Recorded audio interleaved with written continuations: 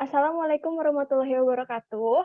On this occasion, we will doing a virtual presentation and the material is about gender, politeness, and stereotypes. Before starting, let me introduce myself. My name is Azalia Zafa Miranda and my group mates name are Siti Taskia, Intan Pamatasari, and Hilda Yulia Nurfadilah. Next slide, please. Okay. On this material, we are discussing about styles, registers, and the way language is used, and linguistic attitudes, the relationship between language, thought, and culture. The issue of women's language is one which illustrates all the concept. Is woman language distinct style or register of a language? Are women more polite than men? Are there any differences in the way women and men interact? How is language used to refer to women and men? And what message does the language use about women convey about their status in the community? Let's begin to the next slide. Okay. This slide is about women's language and confidence. While some social dialectologists suggest that women were status conscious, and that this was reflected in their use of standard speech form, Robin Lakoff, an American linguist, suggests almost the opposite. She argued that women were using language which reinforced their subordinate status, that they were concluding in their own subordination by the way they spoke. Robin Lakoff shifted the focus of research on gender differences to syntax, semantic, and style. She suggests that women's subordinate social status in American society is reflected in the language women use, as well as in the language used about them. She identified a number of linguistic features which she claimed were used more often by women than by men, and which, in her opinion, express uncertainty and lack of confidence. Next slide, please.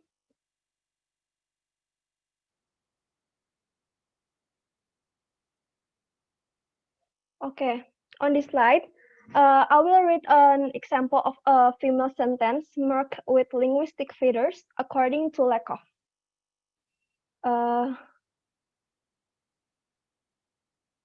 Oh dear, the telephone is broken. Would you please close the door for me? My goodness, what happened to him? Well, I think that is a bit harsh. It was a brilliant performance. And the full explanation of this sentence example will be explained by my friend on the next slide. Thank you. Next slide. Oke, selanjutnya saya akan menjelaskan tentang features of women's language. Features of women language ini digagas oleh salah satu ahli linguistik dari Amerika, yaitu Lakoff. Yang pertama adalah lexical hedge or fillers. Contohnya itu seperti you know, well, sort of, atau so.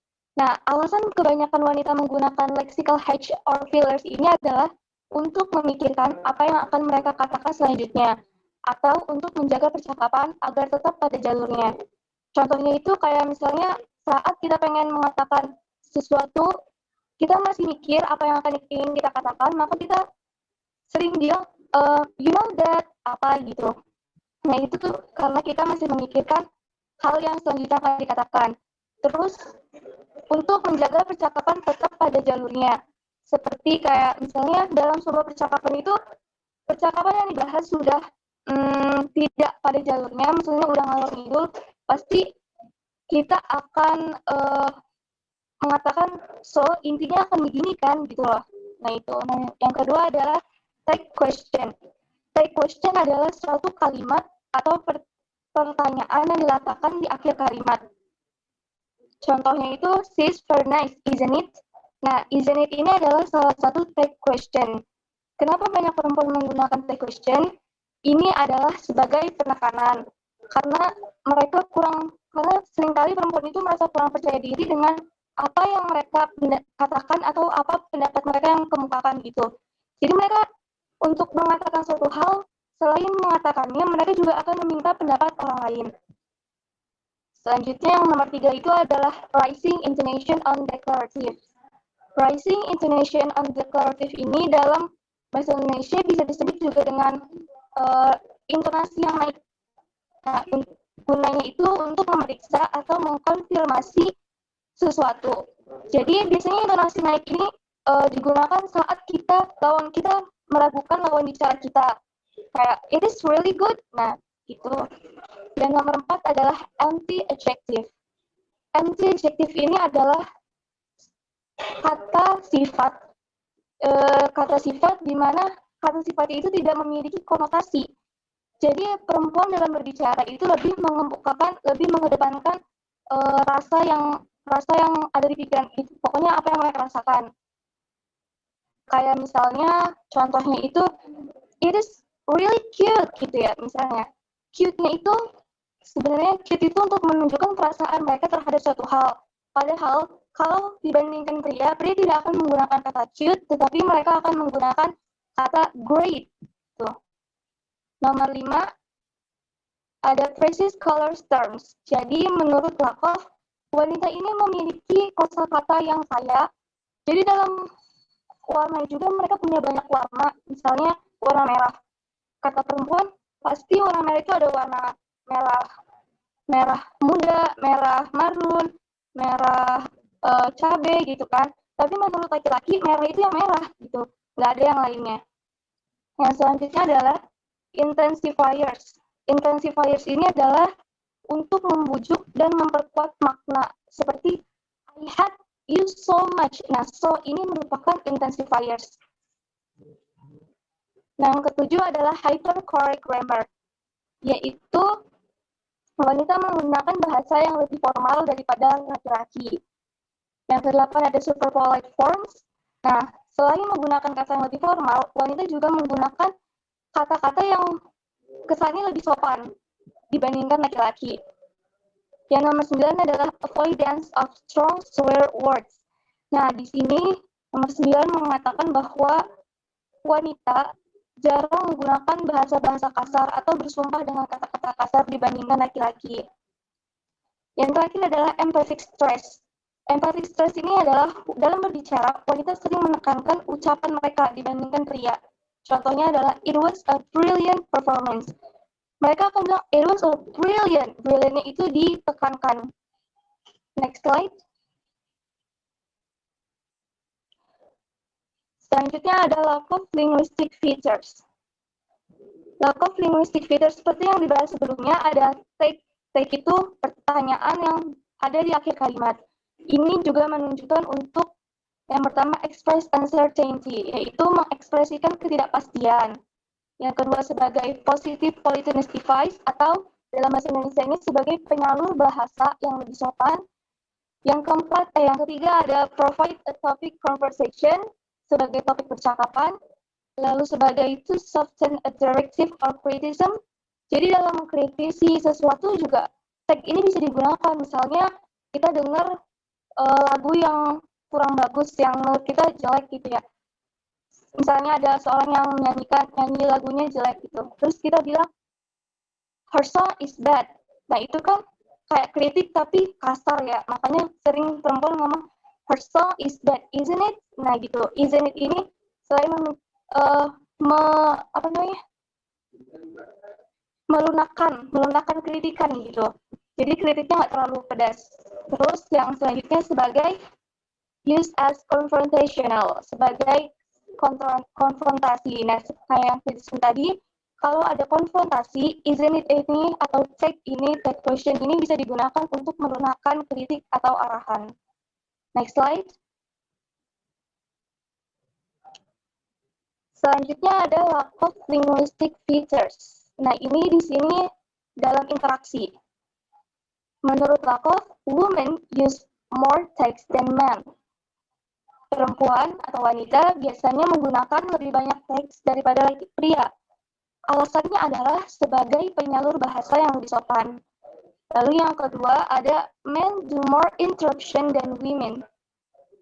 laki-laki lebih banyak melakukan interupsi daripada wanita. Interupsi ini adalah jeda yang biasanya terjadi di tengah-tengah percakapan. Nah, kenapa sih banyak pria yang sering melakukan interupsi daripada wanita? Selanjutnya ini pembahasan lebih dalamnya akan dijelaskan oleh teman saya, yaitu Hilda Lilia Fauziah. Udah.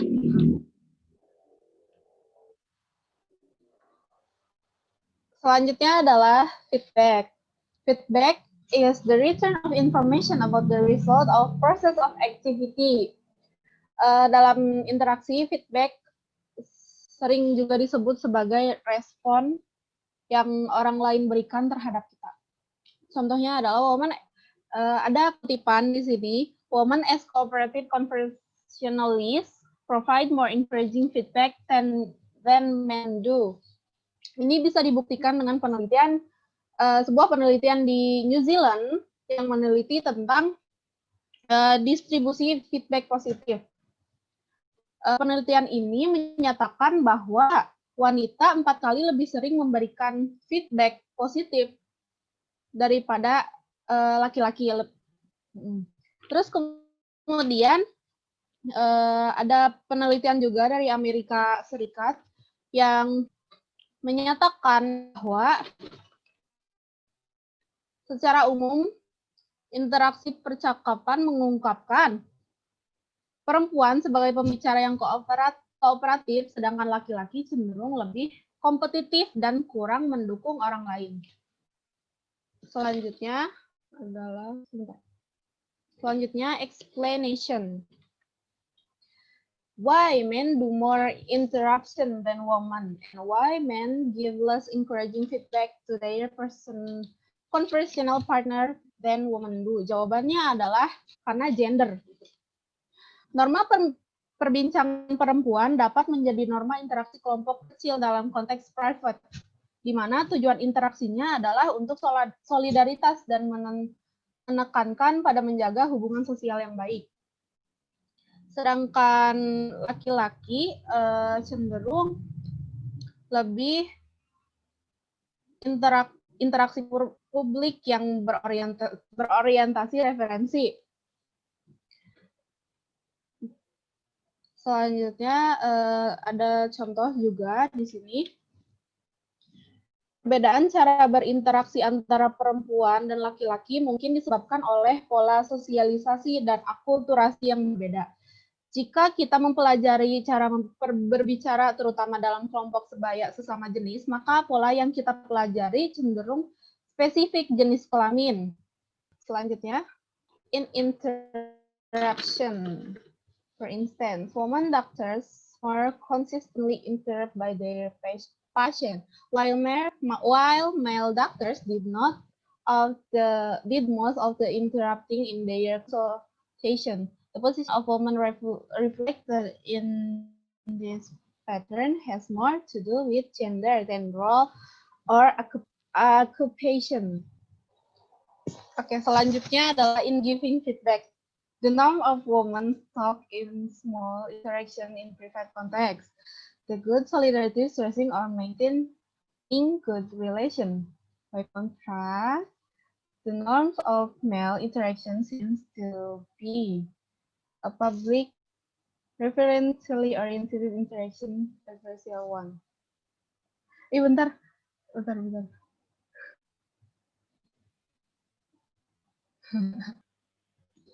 Selanjutnya, in giving feedback. The norm of women's talk in small group interaction in private context. The goals are solidarity, stressing, or maintaining a good social relation. By contrast, the norms of male interaction seems to be those of public, referentially oriented, and an adversarial one. Selanjutnya akan dijelaskan oleh teman saya, yaitu Intan. Oke, di sini saya akan menjelaskan tentang gosip. Ini poin pertama, gossip describe the kind of relax in group of the girls on between people in informal context. Gosip menggambarkan jenis santai dalam obrolan kelompok yang terjadi di antara orang-orang dalam konteks informal. Gosip adalah seseorang yang mengungkapkan informasi pribadi tentang orang lain. Gosip juga bisa diartikan dalam menyampaikan informasi rahasia kepada orang lain. Gosip adalah omong kosong atau rumor, terutama tentang urusan pribadi atau pribadi orang lain. Ini adalah salah satu cara tertua dan paling umum untuk berbagi fakta dan pandangan. Istilah ini juga dapat menyiratkan bahwa obrolan atau rumor iseng bersifat pribadi atau sepele. Sebagai lawan dalam percakapan biasa. Gosip biasanya menggambarkan jenis santai dalam obrolan kelompok yang terjadi di antara orang-orang dalam konteks informal. Dan yang kedua, ada poin gossip is defined as idle talk in Western community. Gosip diartikan sebagai omong kosong dalam komunitas Barat. Dalam masyarakat Barat, gosip memang diartikan sebagai omong kosong dan dianggap sebagai karakteristik interaksi perempuan. Fungsi perempuan secara keseluruhan adalah untuk menegaskan solidaritas dan menjaga hubungan sosial antara perempuan yang terlibat. Gosip wanita berfokus terutama pada pengalaman pribadi dan hubungan pribadi, pada masalah dan perasaan pribadi.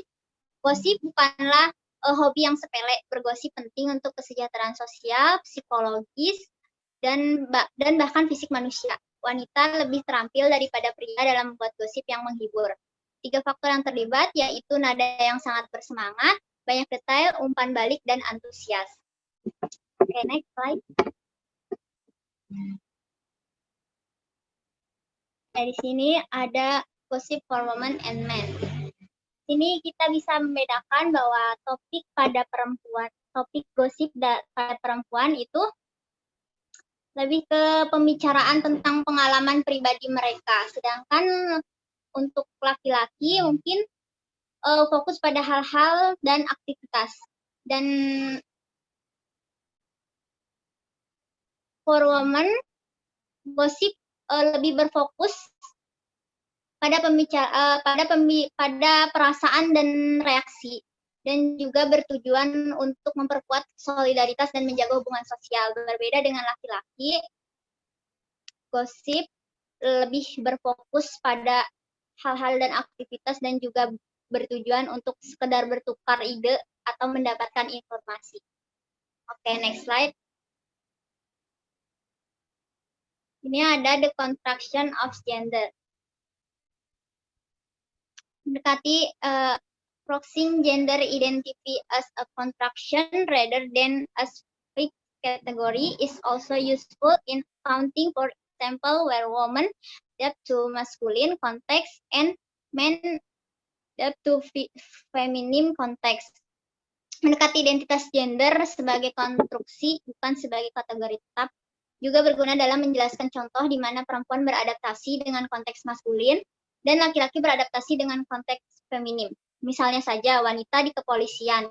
Misalnya kadang-kadang disarankan untuk menggambarkan citra maskulin dan menggunakan sweater tebal yang menunjukkan kekuatan tubuh bagian atas dan sepatu bot untuk menunjukkan bahwa mereka itu terbiasa bekerja keras. Sebaliknya, sebagai contoh pria yang bekerja di toko pakaian dan salon tata rambut seringkali membangun identitas yang lebih feminim dalam konteks ini daripada saat berada di ruang ganti klub olahraga. Mereka menggunakan ciri-ciri gaya wacana yang lebih kooperatif terkait dengan gosip, menghindari kata-kata makian, menggunakan istilah sapaan yang hormat, atau terkadang penuh kasih sayang mendorong lawan bicara untuk berbicara. Dan selanjutnya itu sexist language. Bahasa sexist language is one example of the way a culture of society conveys its value from one group to another and from one generation to the next. Sexist language encodes attitudes to women and men. Bahasa seksis adalah bahasa yang mengekspresikan bias untuk satu jenis kelamin, dengan demikian memperlakukan jenis kelamin lainnya dengan cara yang diskriminatif. Dalam banyak kasus, biasnya berpihak pada pria dan wanita. Dahulu, perempuan seharusnya tinggal di rumah. tidak berdaya, dan umumnya berada di bawah laki-laki, sedangkan laki-laki dianggap sebagai pusat baik dan dari dalam keluarga maupun masyarakat. Bahasa seksis adalah bahasa yang mengecualikan satu jenis kelamin atau jenis kelamin lainnya, atau yang menunjukkan bahwa satu jenis kelamin lebih unggul dari jenis kelamin lainnya. Misalnya secara tradisional, dia dan miliknya digunakan untuk menyebut kedua jenis kelamin, pria dan wanita, tetapi saat ini banyak orang merasa bahwa ini membuat dia dan kurang mungkin kata-kata itu kurang tampak atau kurang penting atau inferior bagi sehubungannya. Yang terbaik adalah menghindari bahasa seksis agar tidak menyinggung perasaan orang. Oke, next slide.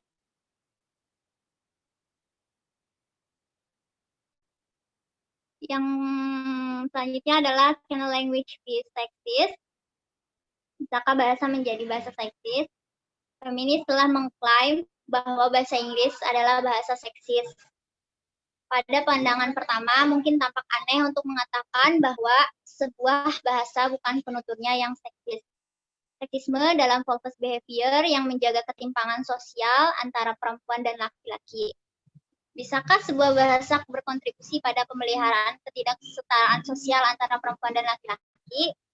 Ada sejumlah cara yang menyatakan bahwa bahasa Inggris mendiskriminasi perempuan. Yang paling jelas mungkin di bidang semantik, metafora bahasa Inggris yang tersedia untuk mendeskripsikan wanita mencangkup jumlah gambar yang merendahkan luar biasa tinggi dibandingkan dengan yang digunakan untuk mendeskripsikan pria.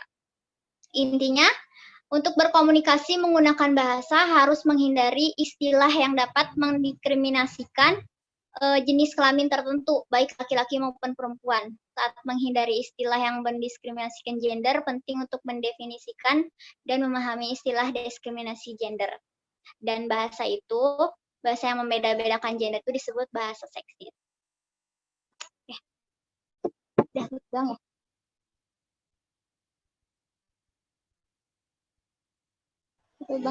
Okay, our presentation about gender, politeness, and stereotypes has been complete. We apologize if there is any wrong things or deficiency in our presentation. Thank you. Wassalamualaikum warahmatullahi wabarakatuh.